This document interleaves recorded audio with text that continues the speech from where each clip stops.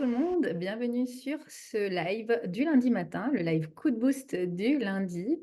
Donc aujourd'hui, j'avais envie de vous parler de 3 stratégies qui ont boosté mon année 2023, mon entreprise, mes résultats en 2023, puisque je suis toujours dans mon bilan de fin d'année, vraiment dans ce moment, le mois de décembre, qui permet de faire le bilan de notre entreprise, faire le bilan de ce que l'on a mis en place, de ce qui a fonctionné, de ce qui a moins fonctionné, de ce qu'on garde en 2024, de ce qu'on laisse.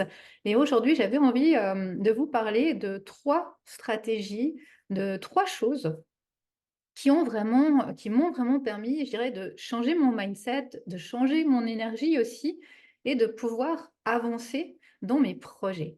Donc, c'est vraiment un peu des parties personnel, introspection, comme toujours dans chaque live, de nouveau, prenez ce qui vous parle, ce qui résonne pour vous, ce que vous pouvez implémenter de votre côté. Je dirais vraiment que le but de chaque live du lundi matin, c'est que vous puissiez partir avec votre petit coup de boost de la semaine, avec votre motivation, vous dire, OK, qu'est-ce que moi, je peux prendre de ce qui a été dit ici ce matin, qui vibre avec moi, qui me correspond et que je peux utiliser pour faire passer mon projet, mon entreprise au prochain niveau, même en 2024. Donc ce matin, je vais vous parler des 3 stratégies qui, pour moi, m'ont aidé, m'ont boosté en 2023 et m'ont permis de passer encore à de meilleurs résultats, à développer encore plus mes projets et mon entreprise. C'est ce que je vais faire aujourd'hui, toujours dans cette énergie de clôture de 2023, de bilan de 2023 et d'ouverture de 2024. Alors, avant que je vous parle de ces 3 stratégies que moi j'ai utilisées pour moi, que j'ai mis en place durant cette année, vous allez voir qu'il y a finalement, j'appelais ça stratégie. Des fois, le mot stratégie peut faire un peu peur ou se dire, oh là, stratégie, ça a l'air tellement réfléchi, presque militaire comme message. Mais souvent, ces choses, vous allez voir, dont je vais vous parler, se font en fait très inconsciemment. Il y a une partie consciente et qu'on peut mettre en lumière aussi avec ces bilans justement, mais il y a une partie aussi très intuitive et très inconsciente qui est importante aussi à définir, à se dire que tout n'est pas réfléchi comme une tactique ou une partie d'échec. Et ça, c'est important. C'est la première chose que j'ai envie de vous amener. Et vous allez le voir que ça va ressortir aussi dans ce que je vais vous partager, dans ces pistes que je vais vous partager. La première chose dont j'ai envie de vous partager en introduction et qui est vraiment pour moi essentielle avant même d'aller parler de qu'est-ce que j'ai envie de vous sortir comme piste concrète, c'est celle d'aller travailler sur son entreprise et non d'être la tête dans le guidon dans son entreprise.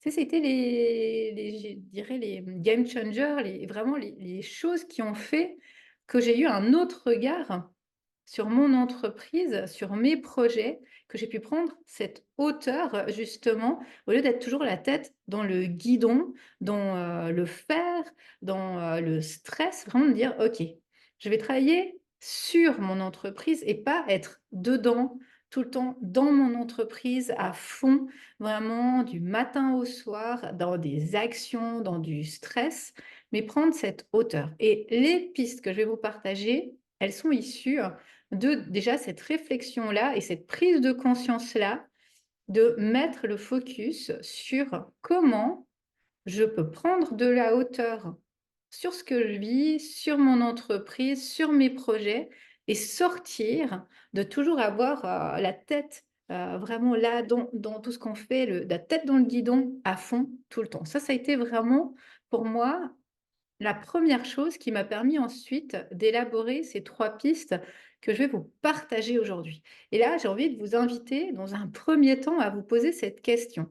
Est-ce qu'aujourd'hui, dans mon entreprise, je suis capable de prendre cette hauteur, d'être dans ce côté je travaille sur mon entreprise ou est-ce que j'ai plutôt la tête dans le guidon, des rendez-vous, des recherches de clients, du stress et que je suis plutôt dans mon entreprise? Je dirais que c'est la première question à se poser avant même d'aller implémenter une quelconque stratégie ou un quelconque outil.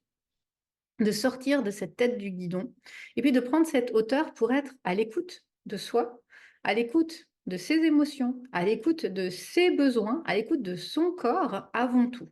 Parce que, et ça, c'est le gros risque d'être vraiment la tête dans le guidon, c'est que vous allez avoir des résultats, mais qu'à un moment, on va être épuisé.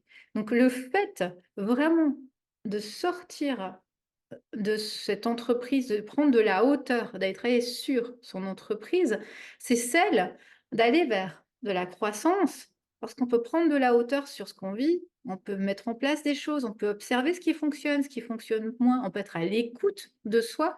Ça va amener aussi qu'on peut amener de la créativité, de l'innovation dans notre entreprise et avoir vraiment une autre attitude, mettre en place des process, des actions par rapport à notre entreprise et pouvoir vraiment avancer, diversifier les choses et pouvoir vraiment changer la façon de faire les choses, la façon aussi de gérer son temps, la façon de gérer aussi tout ce qui est du côté financier. Vous allez voir que ça va amener beaucoup de respiration, de liberté, d'ouverture dans votre entreprise que de pouvoir prendre cette hauteur.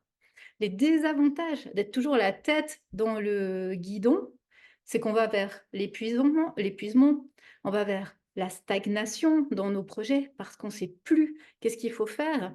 On va vers le manque d'efficacité au bout d'un moment et pour finir, on s'épuise, on abandonne, on va dans tous les sens parce qu'on essaye plein de choses en disant mais je vais jamais y arriver. Le pire des scénarios, eh ben, c'est qu'on ferme son entreprise ou qu'on abandonne, qu'on retourne dans le salariat parce qu'on se rend compte que c'est plus possible de gérer tout ça, qu'on n'arrive plus à gérer et on ferme. Donc vraiment, ce que je vais vous proposer ce matin, c'est 3 pistes qui, moi, m'ont aidé à sortir de ce stress et à pouvoir avoir une vue plus large de ce que je veux mettre en place et aussi beaucoup plus de confiance, de stabilité et de bien-être pour tenir aussi sur un temps, sur une distance et pas être à fond, à fond, à fond, puis à coup, hop, je tombe, c'est l'épuisement et j'abandonne tout. Donc pour moi, c'est la première clé. Aller travailler sur son entreprise, prendre cette hauteur, quitter le mode, la tête dans le guidon. Alors, 3 stratégies, hein, qui moi m'ont aidé à aller travailler sur mon entreprise. Première chose, c'est celle d'aller équilibrer le yin et le yang, d'aller équilibrer les énergies plus yin, plus féminines, plus douces et des énergies plus yang, plus masculines, plus action. Clairement, moi, je suis très yang, je suis très action. La société, elle est très yang et l'entrepreneuriat, il est très yang. Et vraiment d'aller voir tout ça. Alors, il n'y a jamais un équilibre parfait, comme dans tout, hein, l'équilibre parfait n'existe pas. Mais vraiment, déjà, d'aller observer comment on fonctionne. Déjà, de voir si on a plus une énergie yin ou yang à la base. Et ensuite, de voir comment on peut faire pour, petit à petit, amener cet équilibre-là. Alors, clairement, pour moi, il y a la partie stratégique, planification qui est yang. On va pas se le mentir, on peut pas avancer dans son entreprise si on met pas en place des stratégies, une planification, si on met pas en place des étapes claires de où on veut aller, si on n'a pas des objectifs, une vision. Mais en même temps, on peut pas être que dans cette énergie hyper yang, stratégie, planification. Autrement, on s'épuise, hein, vraiment. Donc, pour moi, il y a cette partie-là. Mettre en place des projets, des objectifs, une planification, une vision à moyen terme, à court terme, à long terme, mais qui en même temps est alignée sur notre énergie. Et c'est ça que j'avais envie de vous partager et qui pour moi a beaucoup changé. Moi, j'ai toujours été très objectif, action, c'est quelque chose de facile pour moi. C'est une de mes zones de génie. Passage à l'action, objectif, atteindre mes objectifs, planifier, organisation, c'est facile. Mais ensuite, de se dire: «Comment je peux aller amener là derrière aussi d'autres clés, une énergie plus yin pour ne pas m'épuiser, puis pour ne pas m'écrouler ensuite après avoir mis en place tout ça». Et ça passait par tout ce côté d'introspection, de connaissance de soi et d'écoute de soi. Pour moi, ça passe par tout ce qui est spiritualité en grande partie. Ça passe par le fait de prendre du temps pour être. Et ça, c'est quelque chose que je ne connaissais pas, avant, que j'étais vraiment dans ce yang, autant dans le salariat que dans mes études, que dans mon éducation. On y va, on fait les choses, il y a pas le temps de se reposer, il y a pas le temps de se poser. Si on veut des résultats, il faut y aller. Et à un moment de se dire: «OK, je peux prendre aussi des moments yin, des moments d'introspection, de connaissance de moi pour aller vraiment dans ces moments de pause». Et ça, pour moi, c'est ma première piste, celle que j'ai envie de vous transmettre, ce matin, qui m'a permis de passer à un autre niveau, bah, ça m'a permis de travailler sur mon énergie, sur ma vibration. Donc moi, ce que j'aime mettre en place, c'est des moments de tirage de cartes, c'est des moments d'activation énergétique, c'est des moments de méditation, c'est des moments de pause que je ne faisais jamais avant. Des moments de temps pour moi, pour faire des rituels, pour faire, pour avoir de nouvelles connaissances, pour peut-être regarder, écouter, regarder des vidéos qui sont beaucoup plus yin, d'une énergie beaucoup plus yin. Ça m'a vraiment amené à m'écouter. Et cette écoute-là, elle m'a aussi amenée à l'écoute de mon corps, d'être aussi beaucoup plus douce et plus bienveillante avec moi et avec mon corps, par des activités aussi plus yin, du yin yoga qui a été, justement la discipline que j'ai mise, en place pour moi, dont je suis certifiée, où 2 fois par semaine, je fais du yin yoga avec, d'autres femmes. Et ça a été aussi un grand moment et je le vois, les personnes qui viennent à la première fois au yin yoga, c'est difficile. C'est difficile, d'être dans ce moment, d'écoute de soi, d'introspection, de pas bouger. Je me souviens la première fois que j'ai fait de la méditation, c'était difficile d'entrer, dans ce moment d'introspection, d'écoute de moi. Donc c'est toutes des choses qui sont vraiment compliqué lorsqu'on n'a pas l'habitude, si vous êtes comme moi dans une énergie, plus yang, vraiment d'aller dans cette introspection. Ensuite, j'ai mis en place, du temps de qualité pour moi dans la nature. Parce que, je le vois que quand je fais des pauses, quand je vais marcher, quand je sors, quand je me vide la tête, c'est là que je peux remplir de nouvelles idées, de créativité. C'est là que je vais chercher ma créativité et c'est pas en étant dans le faire et dans la pression à mon bureau devant mon ordinateur. Hem, Ce que je fais, c'est que déjà tous les jours, je vais, amener ma fille à l'école. Ça demande de marcher une dizaine, 10, 15 minutes et quand je rentre, je passe, par la forêt et là, c pour moi, c'est un moment de gratitude, c'est un moment d'introspection et souvent, c'est là que j'ai des idées, qui pop, des idées qui viennent, qui me permettent aussi de revenir, de reposer, de clarifier des choses. Ça passe par ce moment-là et ça, c'est quelque chose que j'aurais jamais pensé. Moi, je voyais plutôt, ah beh, une perte de temps, 10 minutes, 20 minutes, une demi heure de perdu là sur ma journée, que je pourrais utiliser devant mon ordinateur et cetera. Alors que non, c'est l'inverse, c'est vraiment de la qualité, d'aller à l'écoute de soi. J'ai appris à mettre dans mon agenda des pauses soit pour moi, pour aller faire un soin énergétique, faire un cours, hein, faire un stage, soit des pauses vraiment pour, vraiment avoir un jour off, un jour de congé, une matinée, de congé et faire les choses à un autre rythme. J'ai, décidé, aussi de ne plus avoir de voiture et ça m'a fait tout un chemin pour apprendre à prendre du temps pour moi. Parce que pour faire quelque chose, en prenant les transports en commun, au lieu que le trajet me prenne 5 minutes, parfois il dure jusqu'à 1 heure de temps et là, c'est un autre fonctionnement. quel bus je prends, quel train je prends, à quelle heure. Je me réserve toute ma matinée pour peut-être un rendez-vous d'1 heure et là, c'est quelque chose qu'avant j'aurais pas pu faire. Je me serais dit: «Mais quel temps perdu avec ma voiture, j'y suis. En plus, sur le chemin, je peux vite faire des courses, vite faire ci, vite aller à la poste» et ma vie, elle était comme ça avant. Hop, comment je peux optimiser un maximum mon temps pour ne pas en perdre? Et je me suis rendu compte, en fait, c'était l'inverse, que de prendre tout ce temps de qualité, ça me permettait d'avoir des résultats vraiment, d'être beaucoup mieux dans mon énergie, dans ma vie, dans ma vibration et d'avoir des résultats, d'être beaucoup moins stressée, beaucoup moins dans le rush, ce temps de qualité pour moi.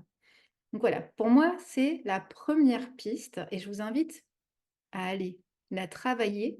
C'est de comment vous gérez ce côté plus yang, action, stratégie, planification, et ce côté plus yin, écoute de soi, écoute de son corps, faire de l'énergétique, faire des rituels, aller dans l'introspection et vraiment d'arriver à cette écoute-là. J'ai aussi beaucoup travaillé sur tout ce qui était des cycles. Je me suis rendu compte, à force, qu'il y avait vraiment des moments dans le mois où, ça allait pas pour moi, où, tout était négatif, tout le monde faisait tout mieux que moi. Ce que je faisais, c'était nul, je me demandais vraiment si j'étais à ma place, je me posais plein de questions, je me comparais et à un moment, en travaillant sur moi, sur mes cycles, je me suis rendu compte que, c'était quand même beaucoup lié à ça. C'était à certains moments du mois où, c'était comme ça. Aujourd'hui, j'en souris parce que je me dis: «Ah voilà, je suis dans ma phase du mois où il y a tout qui est nul, il y a tout qui va pas». Hop, je retourne un peu dans ma grotte à moi. Je sais que c'est pas le moment pour faire certaines actions et ça m'aide beaucoup à travailler sur mon mindset et à pas entrer dans cette spirale de dire: «Mais il faut toujours que je sois au top, il faut toujours que je sois à fond, je sais pas pourquoi je suis comme ça là». Cette acceptation de moi en tant qu'être humain avec ces phases, de bien, de moins bien, avec, aussi, ce côté hormonal qui est là, qui, vient s'activer. Donc voilà cette première piste, ces premières stratégies que j'ai mises en place et qui pour moi, étaient vraiment sont nouvelles et qui m'ont permis d'avoir de très, très beaux résultats, surtout au niveau de tout ce qui est de mon énergie, de mon écoute de moi, de mon bien-être et ensuite qui m'ont fait de la place au niveau brouillard mental, au niveau émotionnel, au niveau confiance également, de prendre cet espace, cet équilibre entre le yin et le yang. Donc moi, je vous invite à réfléchir à votre fonctionnement parce que parmi vous, peut-être qu'il y a des personnes qui sont beaucoup plus yin et qui ont peut-être besoin d'aller dans ce côté plus yang, objectif, planification et de voir comment vous pouvez en vous écoutant, en respectant qui vous êtes, votre énergie et votre vibration, aller dans un meilleur équilibrage yin-yang en 2024 pour vos projets, pour votre entreprise. Qu'est-ce que vous pouvez mettre en place comme premier pas dans cette direction? Ma deuxième piste que j'avais envie de vous partager ce matin, qui m'a beaucoup, beaucoup aidé cette année, c'est celle de bien m'entourer et de me, former. Vraiment le fait de m'entourer de diverses personnes, je vais vous en parler un peu de qu'est-ce que j'ai mis en place au niveau entourage, ça a changé beaucoup, beaucoup de choses dans ma vibration, dans ma façon de faire, d'être, d'avancer dans mes projets. J'ai vraiment pu faire un grand ménage autour de moi, autant dans des personnes que dans des énergies et vraiment amener aussi des personnes avec qui je me sens sur la même longueur d'onde, avec qui je peux avancer au niveau professionnel et ça m'a beaucoup aidé. Premièrement, ce qui m'a beaucoup aidé, c'est de continuer à me former. Alors là, de diverses façons. J'avais vraiment ce besoin de, d'être entourée d'entrepreneurs et d'entrepreneurs qui pouvaient vivre les mêmes choses que moi, avec qui je pouvais partager, me sentir entourée et me sentir, entendue et comprise. Ça a été quelque chose qui était très important pour moi cette année et que j'avais pas, en débutant l'année 2023 ou que j'avais peu. Je me disais: «Mais je suis dans des formations, il y a des entrepreneurs, mais je me sens pas entourée, je me sens pas vraiment soutenue». J'ai pas l'impression d'être sur la même longueur d'onde que ces personnes, de chercher la même chose. Et là, j'ai cherché des masterminds. Je suis allée dans 2 masterminds cette année. Ça m'a beaucoup aidée parce que jusqu'alors, je me suis beaucoup formée. J'avais besoin de ça, de formation. Et là, j'ai vu que je m'étais bien formée, que j'avais pas mal d'outils niveau formation, développement personnel, connaissance de moi et que j'avais besoin maintenant de partager avec des personnes qui vivaient des choses qui étaient similaires à ce que je vivais. C'est ce que j'ai trouvé moi dans les masterminds. J'ai eu ce besoin d'avoir plutôt du mentorat, d'avoir, des mentors, hein, des entrepreneurs qui avaient passé ou qui étaient à ces paliers que j'avais dans ma grande vision et qui pouvaient m'amener leur vision. Comment je pouvais amener d'autres choses, changer des choses dans mon entreprise pour me rapprocher de cette grande vision, pour avancer, sortir aussi un petit peu, la tête, du guidon, des choses qui se répétaient, des situations qui se répétaient. Ça, c'était, important. Donc tout ce qui était formation. J'ai pu aussi identifier d'aller vers des formations plus spécifiques. Donc avec mes besoins, qui peuvent être des formations plus petites, notamment j'ai fait une formation sur ChatGPT. Vraiment d'aller voir qu'est-ce qu'il y a dans la société, dans l'entrepreneuriat, dans mon domaine et dans lequel je pourrais me former sans partir dans des immenses formations, hem, que j'avais faites jusqu'alors et dont je n'avais, je ressentais plus le besoin, durant cette année. Donc là, ça a été le grand pas d'aller dans des formations spécifiques, des masterminds, du mentorat et de pouvoir vraiment me former plus spécifiquement sur mes besoins avec cette connaissance. Cette année, j'ai aussi appris à aller un pas plus loin dans la délégation, alors dans tout ce qui est d'externaliser aussi certaines choses. Alors ça, je le faisais déjà pas mal, site internet, comptabilité, certaines tâches, je les externaliser à des personnes vraiment compétentes. Et cette année, j'ai fait le pas de prendre une assistante et de pouvoir lui déléguer des tâches très précises. Donc ça m'a pris aussi du temps pour mieux connaître, alors trouver mon assistante, faire une candidature, faire des entretiens, voir quels étaient les besoins que moi j'avais déjà dans mon entreprise et avec qui je voulais travailler. Ça a été tout un travail en début d'année. Et puis ensuite de connaître mon assistante, de voir où étaient ses zones de génie à elle, ses compétences à elle et de pouvoir, lui donner des tâches qui étaient spécifiques à ce qu'elle était, capable de faire, de voir aussi où étaient peut-être moins ses zones de génie qui m'ont amené à donner cette tâche en 2024 à une personne qui est compétente dans ce domaine. Donc il y a vraiment eu ce travail de délégation qui a été un grand pas et ce travail de délégation, il m'a aussi demandé à moi de savoir où j'allais dans mes projets et dans mon entreprise, parce que quand j'ai mon rendez-vous avec mon assistante, il faut que je puisse lui dire clairement où on va ce mois, qu'est-ce qu'on fait, qu'est-ce qu'elle a à mettre en place. Donc ça me demandait aussi à moi d'avoir un temps d'avance au niveau de mon entreprise, de mes planifications et d'être claire avec elle. Parce que là aussi, je me suis rendu compte que dans ma tête, à moi, c'était hyper clair où je voulais aller, mais que quand je devais lui expliquer mes idées, et ben, c'était pas toujours très clair.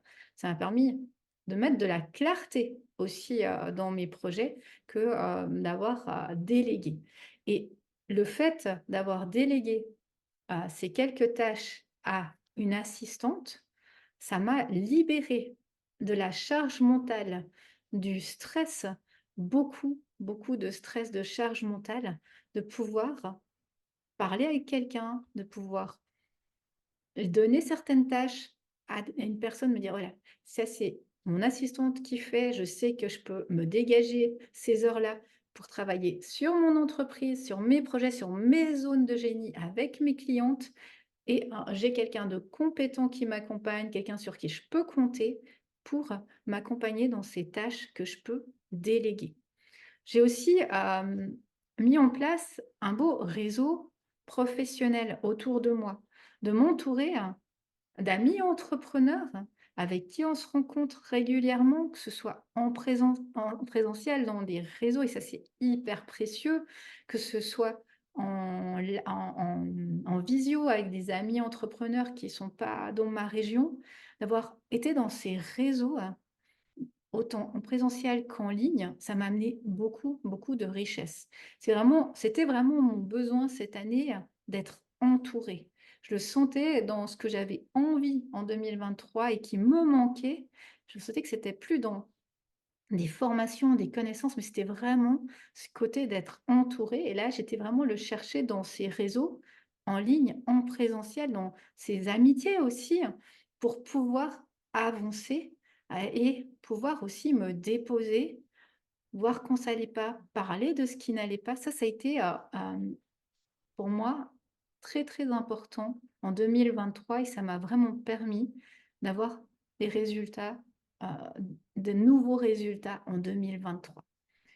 Donc, bah, ma deuxième question pour vous, c'est celle-là. Est-ce que vous vous sentez bien entouré? Est-ce que vous avez ce besoin d'être entouré? Peut-être, qu'est-ce que vous pourriez mettre en place pour être mieux entouré ou encore plus entouré dans, votre vie, entrepreneuriale pour, l'année qui vient? Posez-vous la question, hein, de cet entourage. Est-ce que c'est important pour vous? Peut-être que vous allez vous rendre compte que vous êtes très bien entouré ou que vous n'avez pas forcément besoin de ça actuellement dans votre entreprise. Et ma troisième stratégie, celle qui m'a amenée à des résultats en 2023, qui a vraiment boosté mes résultats, c'est mon offre signature.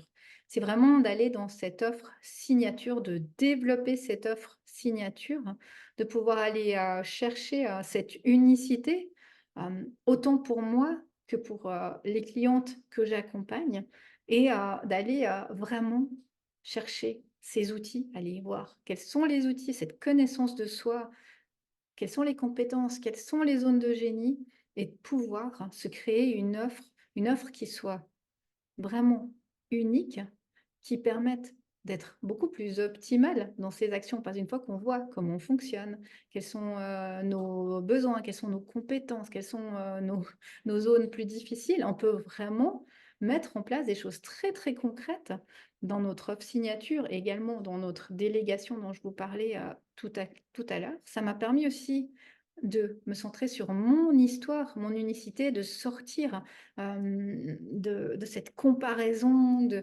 se dire: «Mais, je suis pas assez, je suis pas à ma place», mais vraiment me dire: «OK, mon œuvre signature, elle est unique, elle est à moi, il y en a pas 2 comme ça sur, le marché», et vraiment de me dire: «Qu'est-ce que moi j'ai envie de faire, hein, qui me corresponde pleinement, où je me sens alignée, où je me sens à ma place, où, je me perds pas». Je me perds pas dans l'objet qui brille, dans l'autre qui, fait déjà ça et qui fait ça mieux que moi parce que, moi, ça fait seulement tant de temps que je le fais et que je suis pas assez, et vraiment de prendre, cette confiance. Donc cette offre signature pour moi, elle a permis vraiment d'aller, vers cet accompagnement, pour les entrepreneurs, et elle m'a permis aussi de garder mon focus tout au long de l'année, de plus me perdre, en multipliant les offres, mais de me dire: «Je me crée une offre signature qui me corresponde, et là, je travaille sur ce format-là, au lieu d'aller multiplier les offres. Avant, je multipliais les offres. J'avais plein d'idées, donc j'avais envie de faire des ateliers en présentiel, en distanciel, des passeports vacances pour les enfants. Enfin bref, une quantité d'offres. Et finalement, je perdais mon focus parce que j'avais plein de choses qui se mettaient en place. Et ça m'a vraiment permis de me réaligner, que de travailler sur une offre signature, et de garder de janvier 2023 à décembre 2024 le focus en voyant comment je peux bien sûr améliorer les choses, transformer les choses, et ne pas, baisser les bras.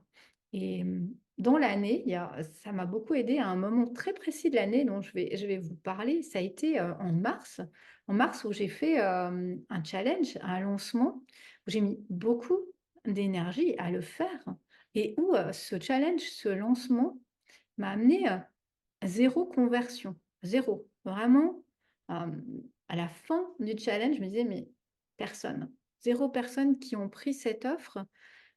Qu'est-ce que j'en fais? Et c'est là la puissance, de ce focus, de ce mindset et de rester sur ce qu'on a mis en place. C'est que, ça m'a amené parce que j'étais bien entourée, hein, de mon mastermind, de mes mentors, où j'allais me déposer à ce moment-là, me dire: «Bah, c'est pas facile, de faire un lancement à zéro en mettant tout son cœur dans ce qu'on fait, en sachant que ce qu'on offre, ça a vraiment de la valeur». De se dire: «Mais ça a pas fonctionné et pourquoi?» Et d'aller comprendre pourquoi ça a pas fonctionné et pas, de se dire: «Bah, ça a pas fonctionné, ce que j'aurais fait avant, pas grave, je lance un nouveau truc, c'est comme ça». Mais non, je m'introspecte, je réfléchis, je me pose et là, à la fin de ce lancement, je suis allée me déposer, j'ai parlé aux autres, j'ai réfléchi et vraiment, j'ai pris le temps de demander aux personnes qui étaient sur ce challenge, qu'est-ce qui avait fait qu'elles n'avaient pas converti? Qu'est-ce qui avait fait qu'elles étaient pas allées dans cette offre? Pourquoi ça leur a pas parlé? Et grâce à ces personnes, parce que vraiment, les personnes de votre communauté, vos clients de cœur, c'est vraiment vos meilleurs ambassadeurs, c'est vraiment là que se trouvent vos réponses, les réponses à vos questionnements. Des fois, on pense que les réponses à nos questionnements, ils sont ici, dans notre tête, qu'on a mais finalement, quand on va demander à l'extérieur, hein, dans cette aussi ce côté de vulnérabilité, OK, ça a pas fonctionné. Pourquoi ça a pas fonctionné? Qu'est-ce qui n'a pas fonctionné?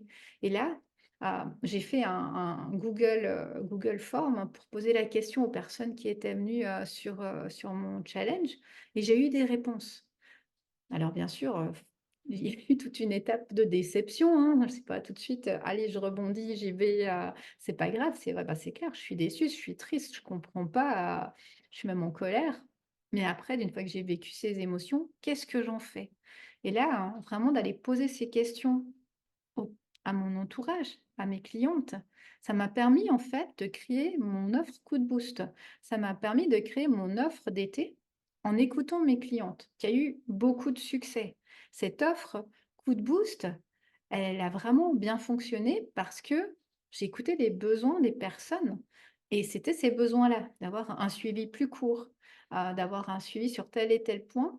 Et je me souviens qu'une des personnes qui avait pris ce coup de boost, elle m'a dit: «C'est exactement l'offre dont j'avais besoin» et je lui ai dit: «Mais c'est si je l'ai créée, c'est parce que justement vous me l'avez dit.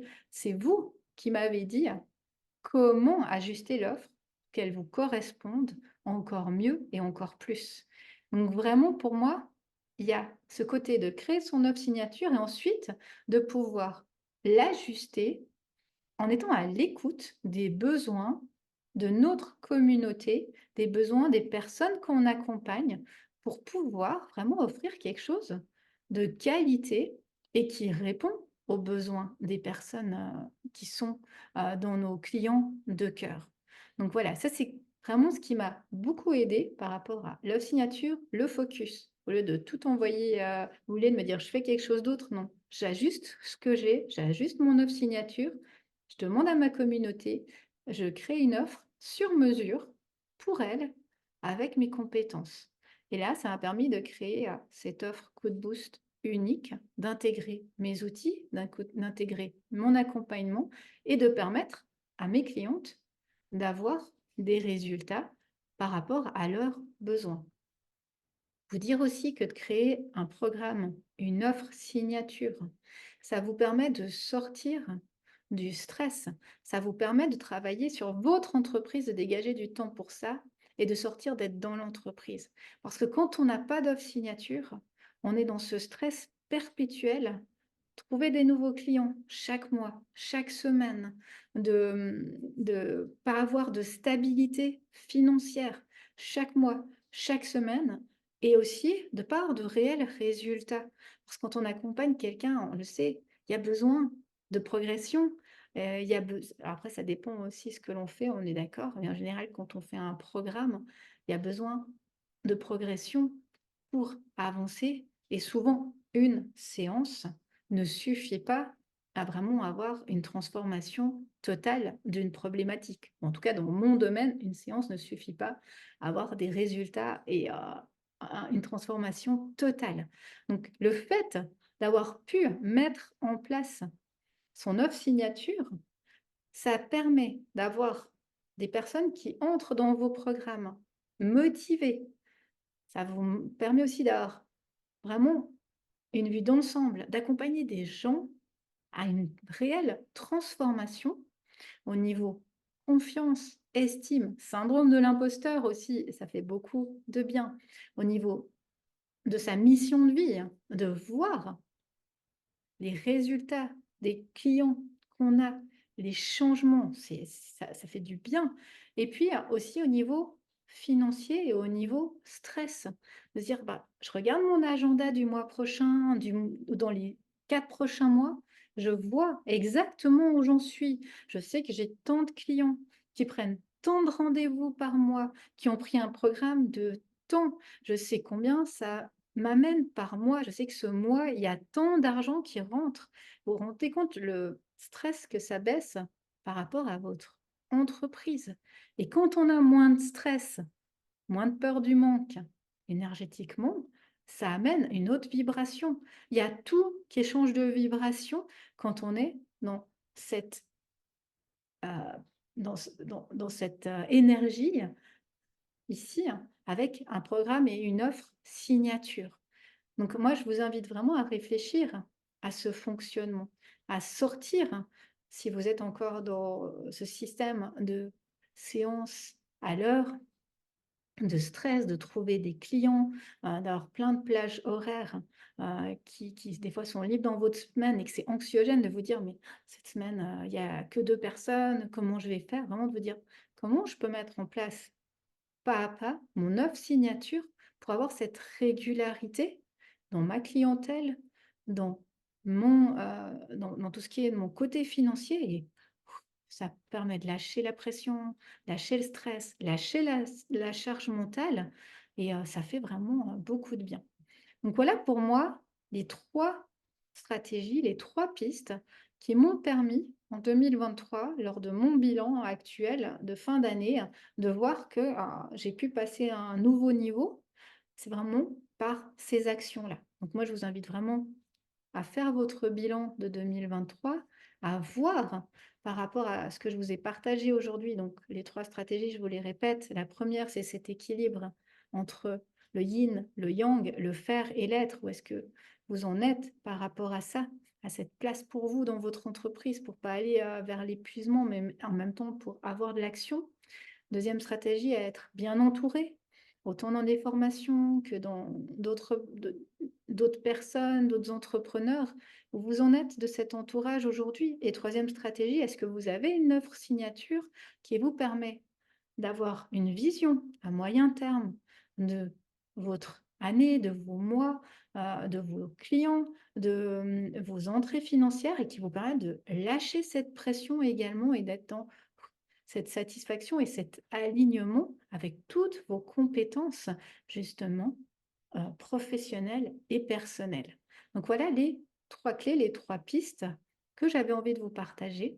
N'hésitez pas, si vous regardez en replay ou si vous avez vu en live, à me faire un partage ou un retour de ce live, de ces pistes, de où vous en êtes, de peut-être qu'est-ce que vous allez mettre en place de votre côté et je prendrai du plaisir à vous lire, voire même, à pouvoir vous mettre un commentaire si vous avez une question pour vous aider à passer à un prochain niveau, à une prochaine étape, à faire un prochain pas vers votre entreprise en 2024.